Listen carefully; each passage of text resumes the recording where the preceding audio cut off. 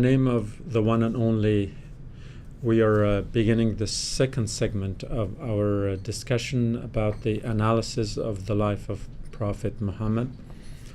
In the previous segment, we talked about his life in the earlier period, but primarily in regards to the celebration of his birthday, with which this program coincides. We talked about the procedure in terms of understanding historical accounts, primarily as a disclaimer as to the earlier sources, that how they should be understood and taken with a grain of salt because of the general attempt of writing historical narratives with a whole lot of exaggeration, mythifying and mystifying concepts and events. And we also talked about the early life of the Prophet only as a child, from that particular angle that he was somehow denied a childhood by the hand of destiny, when almost anyone he relied on in his early life somehow left him. His father dying before his birth, his mother dying afterwards, his grandfather and uncle and everyone else. And we didn't talk about the historical events as to how the people of Mecca loved him for who he was, but then in time they turned against him. And that is the segment that we are going to discuss today.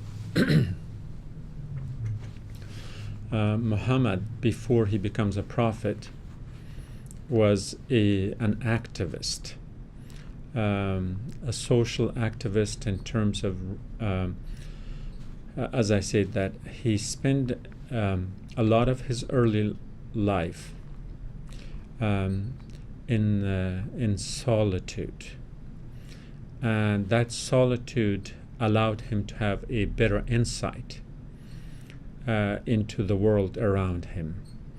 It allowed him to think and understand and analyze and come up with solutions. As a social reformer and a social activist in his pre-prophetic life, Muhammad was a champion of a number of causes, primarily civil rights, and these could be specified in terms of him being an advocate for three things. One, we could safely say that Muhammad was a feminist, a pioneer feminist. The earliest one we could pinpoint, and at the same time he was an abolitionist. He wanted to abolish slavery, and then you could also say that he was a social reformer in the sense that he wanted to eliminate or reduce economic stratification of the society in terms of the haves and the have-nots. These three advocacies of Muhammad have changed modern history. The campaign against slavery in the West, primarily in the United States and of course in Europe too, is often portrayed as a modern thinking, a thinking of modern times, whereas the Prophet advocated the same 1400 years earlier, or at least 1200 years earlier if we use 19th century as the time for abolitionist movement in America. The elimination of the or reduction in the economic stratification of society that became part and parcel of European thought with the rise of communism and socialism could be seen as an afterthought, because it was profit who pointed to the wealth and the richness and the manipulation of the status as well as of the position of Mecca in the midst of the Arab society. By Arab I mean the Arabian Peninsula, and also as the township as a resting point between Yemen and Damascus. And though we cannot clearly say that the Prophet was either a communist or a socialist, because he did respect the right, the ownership of property by an individual. And yes, he was a merchant and a businessman in that capacity too. And nonetheless, that does not preclude the fact that his major criticism of the Arabian society, especially of Mecca, was that of the haves and the have-nots. So simply on the terms of the variance between, or the space, the distance between the haves and the have-nots that haunted European society in the 19th century, who came up with the solution of launching the Communist Manifesto and Marxism and the rest of it, which for us is history in both senses, as passé, as well as passé in terms of how we have reached a point of understanding whether that was a solution or not, but also in terms of the chronological order. That's a passé. And now I think in modern day America, in the 21st century in the United States, the void between the haves and have-nots, between the 1% and the 99%, and the movements we had in the last 5 or 6 years, that people took to the streets, the Occupy movement, for instance, these would fall in principle, not in procedure and in how to implement, but in principle. These are attempts to reduce or eliminate the gap between the haves and the have-nots, between the 1% and the 99%, between the extreme poverty and the extreme wealth or material wealth. And so I'm sure that the Prophet would have advocated both and championed these causes with the circumstances of its reality in its own time, and with the proviso that that the emphasis still has to be on the production rather than on the distribution. In modern times, the emphasis of communism and socialism, specifically of communism, is that on a distributive justice, the distributive economic justice, whereas modern capitalism champions the productive side of it, and both of them have their flaws. Neither has the economic distributive justice of communism served the cause of the humanity at large, or of the society that came under its rule, nor has capitalism in its productive sense served the cause of humanity in general, because the exploitative, the manipulative, and the extractive, and the emphasis on the profit as the bottom line has not served any society, and the unhappiness in most of Western capitalist societies is because of that. That while in terms of the per capita, the GDP, the general growth, the wealth of a state, and by state I mean both economic as well as the political state, is tremendous. The irony is that in most of these countries, a huge number of the populace live below the poverty line, and that is not social justice, and that is not economic justice. To sum it up, my emphasis here is not to attribute any of these modern manifestations of the eliminations of the economic classes to anything that the Prophet advocated, but rather the principle that social justice has to be at its core also economic justice. And the justice here could be interpreted as fairness, as egalitarian, if not proletarian. So by advocating that, the rich were too rich in Mecca, and that the poor were too poor, the Prophet, obviously who was not a prophet at the time, Muhammad, at that time offended the status quo. He offended the social political order. The second campaign he had was against slavery.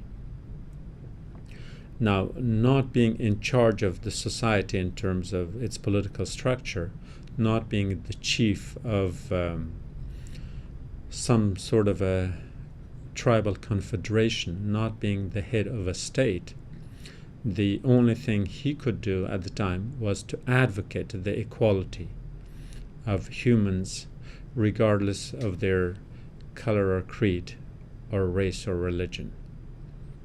And what he could do, which he did along with his close friend Abu Bakr, was to try to buy as many slaves as they could and set them free. And the prominent ones such as Bilal, the Abyssinian, joined his campaign.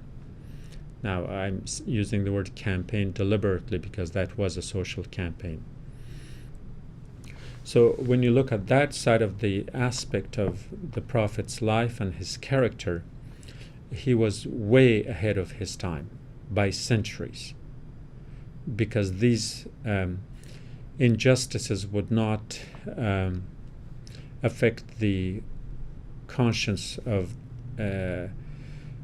modern Europe, for instance, until much, much later. But I think his most important campaign was that of feminism.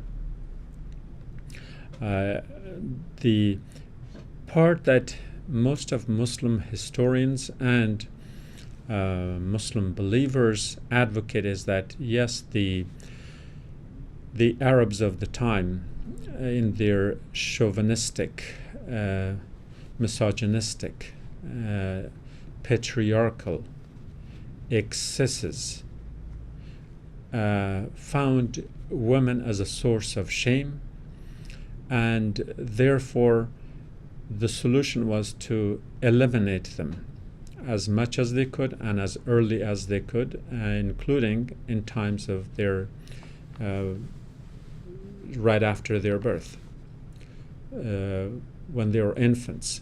So the live burial of infant girls that had become a customary thing among the Arabs, at least in Mecca, is what shook the Prophet. and in it he saw the inhumanity of a certain phenomenon that had become a tradition. So he fought against this. This, of course, is often where most people stop the Prophet's advocacy for the elimination of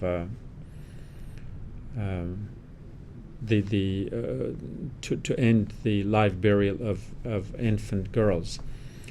But I think he, in his real life, went way beyond that.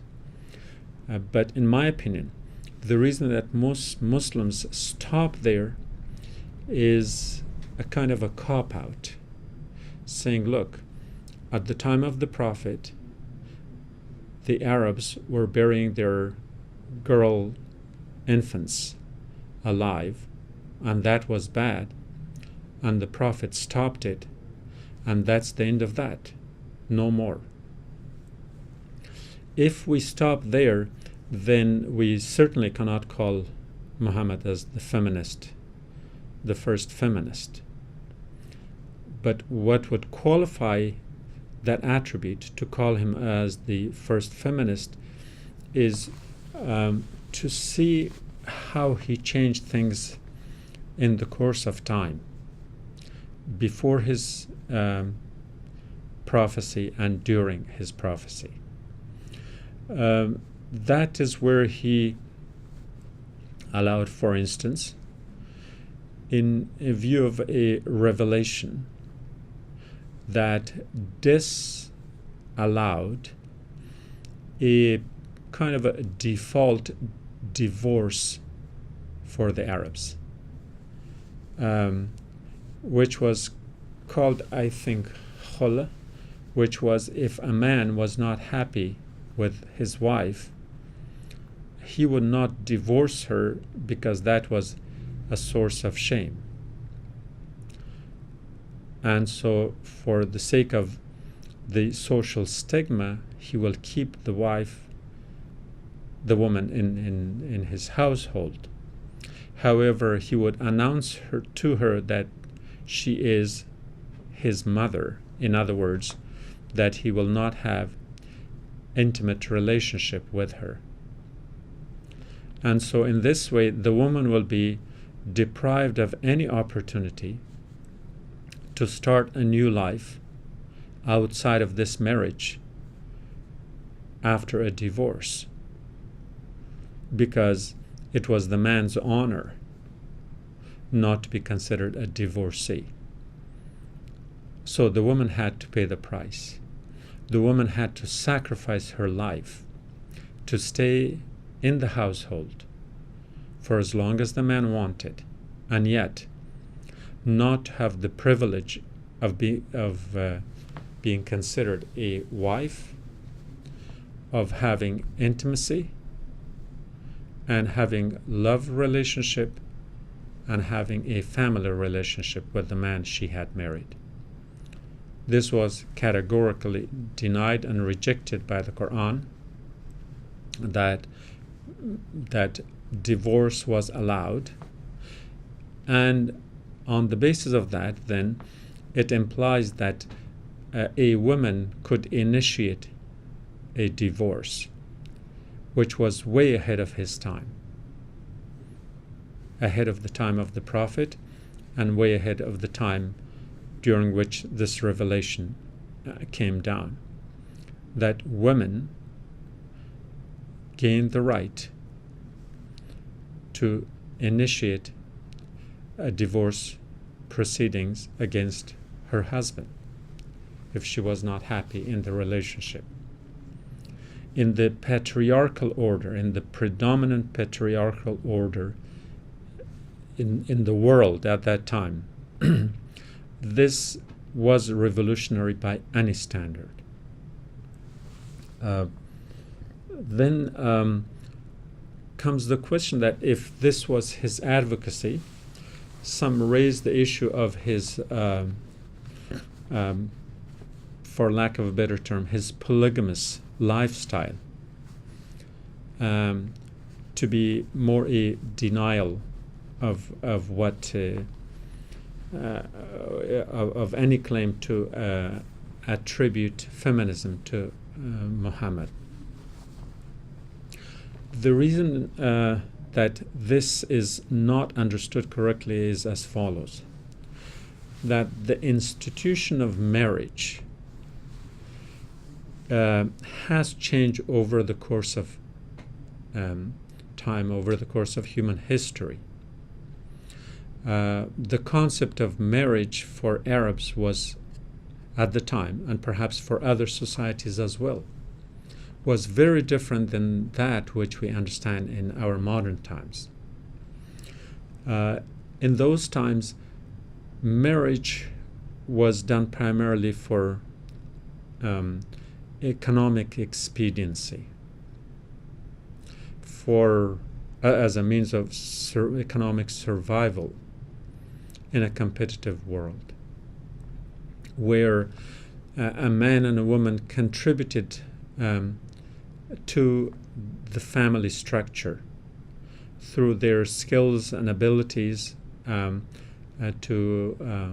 produce, to share, to participate and partake.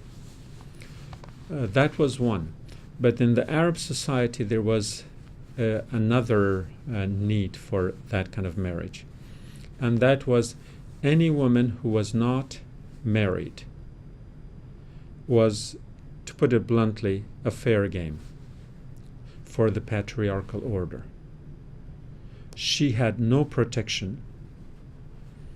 If she had no guardian and no defender of her rights. And therefore, any woman, particularly a widow, would be targeted for abuse by the society. And because of that, if a woman was dishonored, in essence, that whole clan or tribe was also dishonored, and this will become a source of feuds, intertribal feuds, that could result in the murder and killing of large numbers of people. And so in order to prevent such a trauma, such a chaos, to prevent that sort of a catastrophic level of social disorder, then people made sure that the women amongst them, especially the widows, had to be protected. And they could not be protected unless they were members of the family. And that's where the question of polygamy as the norm comes into play. That people had to marry their widows to give them protection.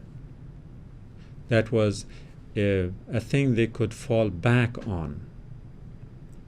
Now, from a modern perspective, of course, that is, we would think of that as ridiculous, and yes, it would be, except that you have to imagine that at the time there were no police forces to protect every member of the society. At that time, the rulers were primarily interested in collecting taxes, but not necessarily in providing services. So a lot of the services that we receive in modern societies, whether it's hospitals or clinics, whether it's things for social welfare and all that, these were unheard of. They did not exist. So therefore, a particular state, they didn't have nation states, but tribal states or imperial states, were primarily a kind of structures in which the flow, primarily of the money and taxes, was a one-way street. That The rulers, as kings, sheikhs, emperors, had subjects, and only subjects, no citizens. Subjects, by the very definition, mean people who are subjected to certain rules. And when you're a subject, you do not have a right. The issue of rights and responsibilities came up much later in the evolution of the state systems. But in the earlier systems, the rulers had all the rights, all the privileges, and no responsibility toward their subjects. The subjects were subjected to the rule of the emperor. Again, we often address this issue from a point of view of, from a presumption that in that social political order there were rights and responsibilities. Such did not exist. The kings had no duty to address the needs of the society, because society or citizens did not exist with that definition. They were only subjects. And therefore, in the absence of any social network, in the absence of any support system, the weak, the elderly, and the children were subject to a much greater degree of abuse. Children could be kidnapped and sold as slaves, and they were, including the one child that the Prophet bought and adopted as his own son. Zayd bin Harisa was a slave. Grown-ups could be enslaved if they didn't have a social network to support them.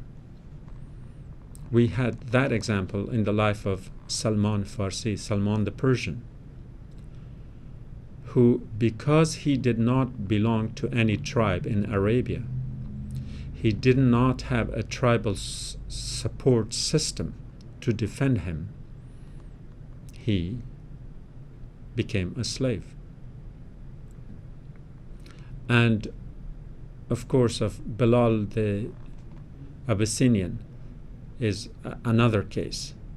So therefore, the social system was basically a free-for-all. Those who had more powers could abuse their power to any degree they wanted to.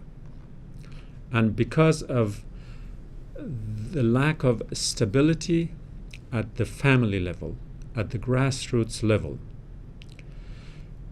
the network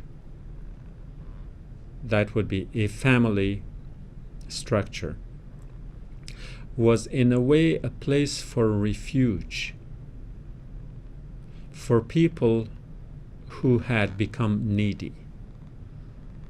If a woman became a widow and did not have any other support system, she had to get married to get support from the new husband.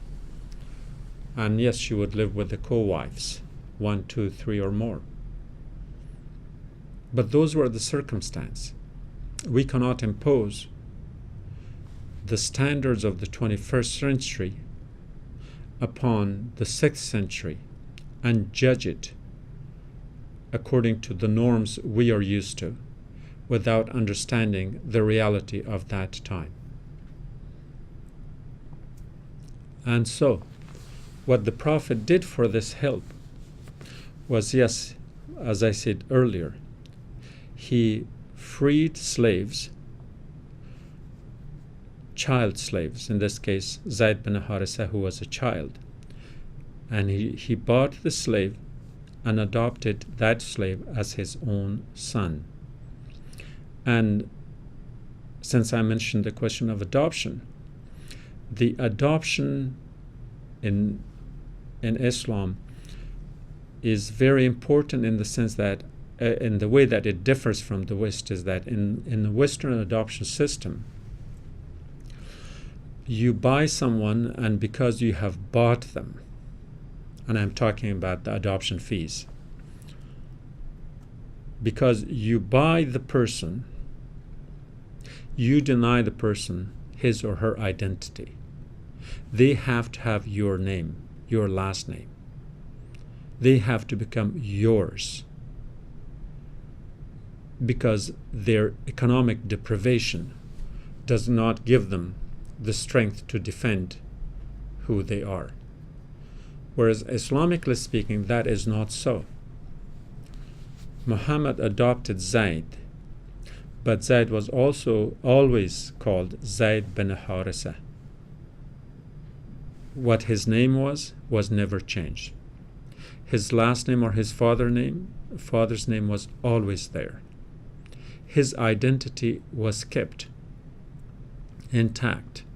He was not coerced into anything, including his faith and belief system, to a point that the reciprocity in this mutual friendship that evolved between Muhammad and Zayd was such that when eventually Zayd's parents finally tracked him down and found out where their son had been taken, kidnapped, enslaved, and all that, when they came to take him back home, Zayd chose to stay with Muhammad instead of going with his natural parents. So the next step that we can talk about is, as I said, the Prophet married a very rich woman, and she had a lot of wealth. She was probably the richest woman in Mecca. And he spent all her wealth in this manner, in helping social causes and in freeing slaves. It got to a point that by the time he had to emigrate to Medina, he was just a poor man as anyone else, instead of being the rich, wealthy husband of Khadija in Mecca. Now we'll go to the question of the institution of marriage that I talked about earlier. Is that, yes, the Prophet married, but there were only 2 marriages that were done as marriages out of love. All other marriages were out of convenience or social necessity, or the protection of the defenseless. They were not marriages out of lust or romance. There were certain norms to be followed. For example, when the Bishop of Alexandria sent the Prophet a gift, and the gift was a woman, Maria, the Coptic. And this was a norm that rulers of different states, among other things, among exchanging other gifts, also sent humans as their gifts. Slaves, and yes, women slaves, concubines, so to say. And when the Bishop of Alexandria sent Maria, the Prophet said, I could not accept her as a slave, because that will not be respecting her dignity as a human. And so the only condition would be that she would have to become his equal in a marriage partnership. So he married her. He didn't keep her as a slave. He married her as a wife, because as a wife, she would have equal rights as him who would be the husband. But as a slave, of course, it will be a totally different matter. He married, for instance, Hafsa, the daughter of Caliph Omar, who was married for a particular reason. The woman was perhaps a bit homely and was rejected by the person to whom she was engaged. And this devastated Omar. Not to mention the fact that Hafsa herself would have been stigmatized for life, that no man would have wanted to marry her because she was refused. And so, because he wanted to avoid that crisis, he proposed marriage to the same woman who was rejected by her fiancé. Take Salma, for instance. She was at least 30 years his senior, if not 30, pretty close to a senior citizen, and whose husband died in one of these wars that the Quraysh imposed on the Muslims. And when she became a widow, he proposed to her, and she became also the mother of the believers, as the title would suggest, al-Mu'mineen. Again, that woman was so senior, and the respect for age was such that anytime the Prophet walked with her, he would walk after her. Not in the sense of ladies first, but in the sense that she was always called Mother, Salma. She was the one who diffused the crisis in Hudaybiyah. When the Prophet went on his first quote-unquote attempted pilgrimage, and the Quraysh threatened him with a war, and finally settled to make peace, and the Prophet accepted, and his followers said, we had come 250 miles from Yathrib, from Medina, and you simply take their word for peace, and you want to go back? They were disheartened. And the Prophet was perhaps in a state of confusion, not knowing which side to follow, because half of the Muslims said, we accept the terms of peace and we go back, and others said, no, we have to march on to Mecca and do our pilgrimage. And in a moment of such indecisiveness, if we can take the liberty of defining it as such, it was this woman, Salma, who took the initiative and told Muhammad, she said, Muhammad, I'm going to do my tawaf right here. You want to sit there or you want to follow? And the Prophet followed in the footsteps of Salma, who did a symbolic tawaf and a sacrifice of the animals they had brought, and then went back to Medina. So when you look at these instances, the marriages that Muhammad had were very different than the way they are described. But we have to understand that at the time, and for centuries after, marriages or polygamy was a norm, not an exception, including in Europe, where monogamy was not instituted because of any religious etiquettes, but rather because of an agreement and a vow between Theodora, the daughter of the stable master of Emperor Justine, who fell in love with her.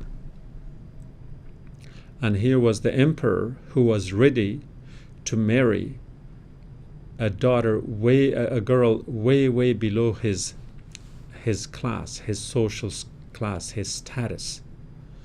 And Theodora, the smart woman, realized that if the emperor is willing to marry the daughter of his stable master, his animal keeper, then his love must be that strong. So the condition that she proposed, Theodora, to Emperor Justine was that I can marry you only on one condition: that you marry me and you marry only me, and no other wife should be taken by the emperor. And that this becomes not just the norm in the palace, but the norm in the entire empire. And that's how monogamy was institutionalized in Europe. It has nothing to do with Christianity, Islam, or any other faith. The norm was polygamy. What the Prophet did was to accommodate under those circumstances. Later, when he became the head of state, that became even more so a necessity of the circumstance, that the weak and the destitute had to be protected. So to sum up his marriage life, there is only one woman who married Muhammad out of love, and that will be Khadija. And she is the mother of his 4 daughters. And there is only one woman that Muhammad married out of love himself. So one in one, the woman loved the man. In the second one, the man fell in love with the woman. And so the woman that Muhammad married out of love would be Aisha. And all the other marriages were out of a social necessity, that because such circumstances do not exist in our time, it's difficult for us to understand. And so once you look at these concepts, you would understand why Muhammad will be considered as the first feminist. But I think the thrust of my argument, if I had to encapsulate the strengths of Muhammad as a person, would be the difference between what we would call, let me put it this way, Muhammad's 3 favorite things. And the 3 things that he loved the most, as it's often reported, is perfume, prayers, and women. Again, if we interpret these literally, that doesn't really make him much of a great man that we ought to respect in historical context, unless we understand what was meant by these 3. I would interpret perfume as manners, morals, ethics, and etiquette. Perfume beautifies a space around a person. When the molecules impregnated with a sweet smell brings that joy and happiness to that environment. And yes, the Prophet had the habit of always going to the mosque with his favorite perfume, which was rose water. The important thing is that here it's the symbolism of perfume that matters. And so he would bring with his personality, with his presence, joy and happiness to a gathering. and giving a smile was not only considered the best charity from his perspective, but also it was his tradition and his habit. The other thing that he liked the most was prayer. And again, this word is, in my humble opinion, misunderstood. Salat is not so much the prayers of the rites and rituals that we do 5 times a day. Those are rituals. What the Prophet liked in Salat was God consciousness. Salat, etymologically, means connecting or reconnecting, bridging the gap between the human and the divine, and having a consciousness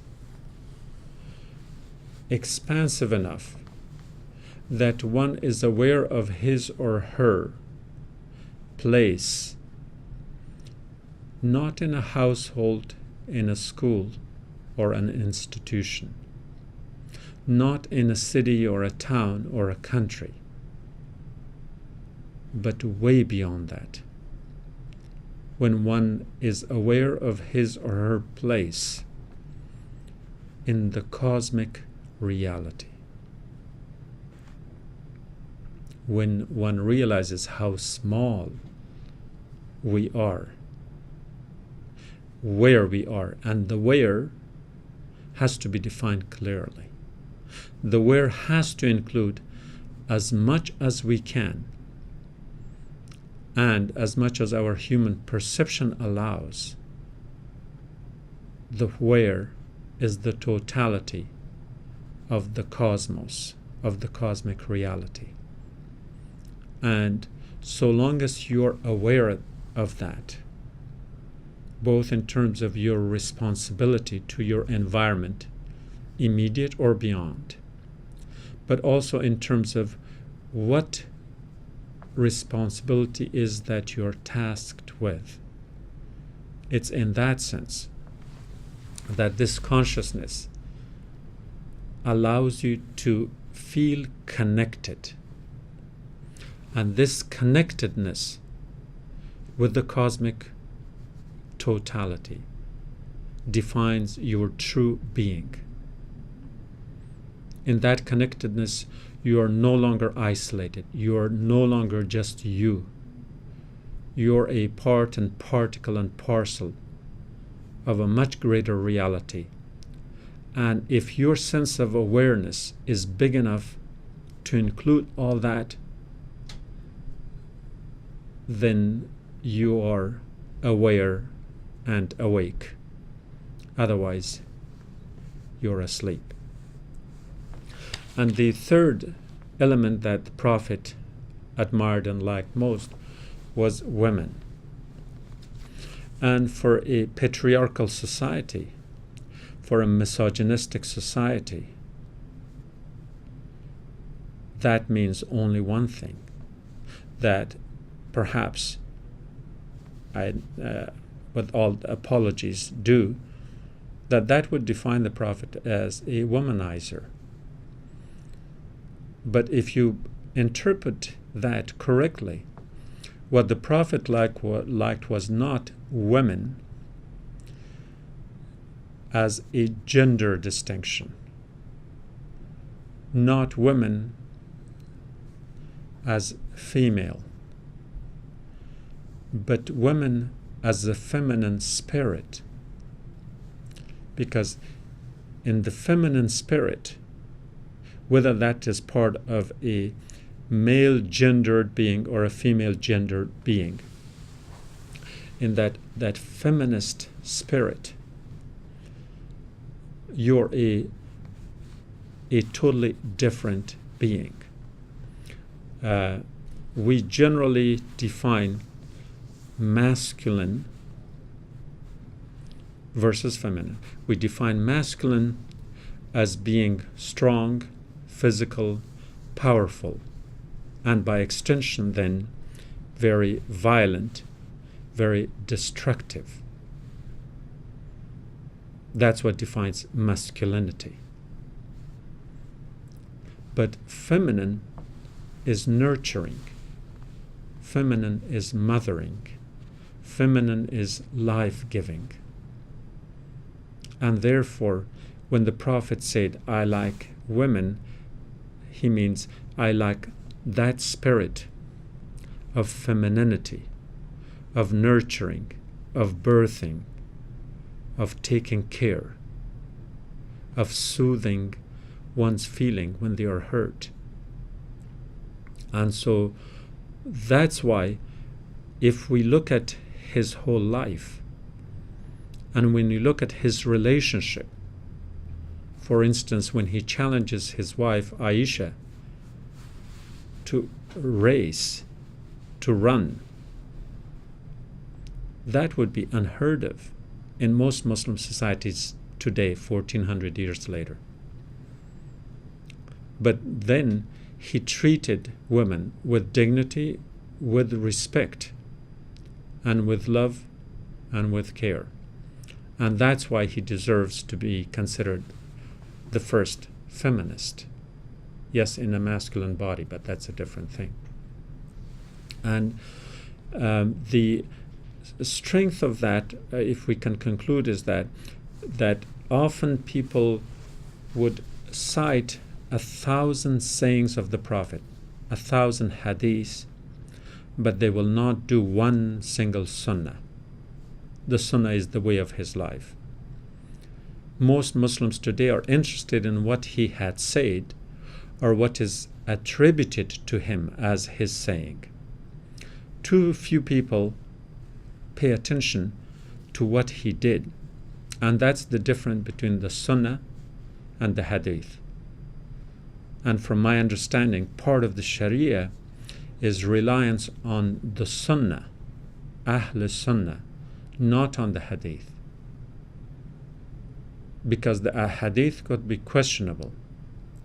And what Muslims do often is that they become, like I say, they would recite 1,000 hadith, this is what the Prophet said, but they will not do a single thing what the Prophet did to choose him as his role model. And his other sunnah that I think is often neglected is one that we could say that the Prophet was the founder of the concept of interfaith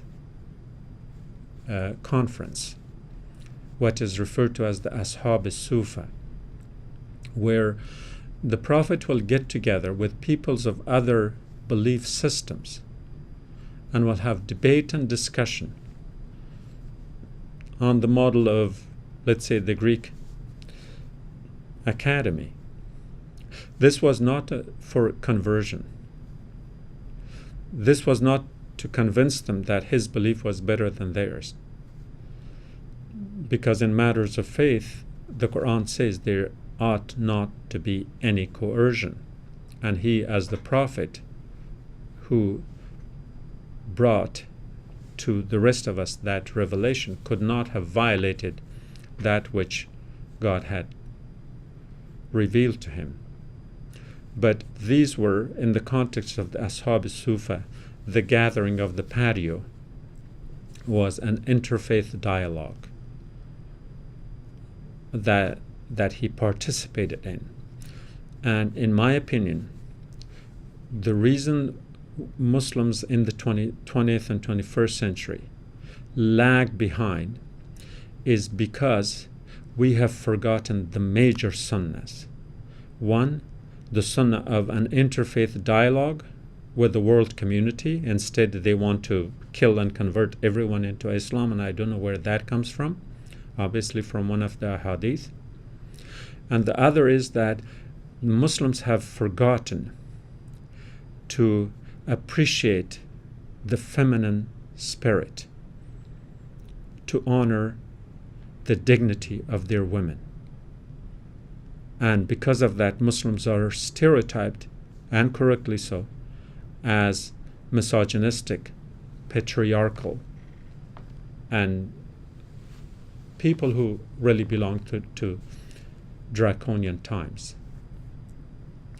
So if we had learned anything from the commemoration of the life of the Prophet, is to see anyone you see, to challenge them on these two sunnahs of the Prophet. One is to honor the women, to honor and respect the woman, and to honor and respect the feminine spirit in men and in women. And two, to advocate an interfaith dialogue with all faith communities. And with that, I leave you until the next program of the Indigo Firmament. Have a nice day.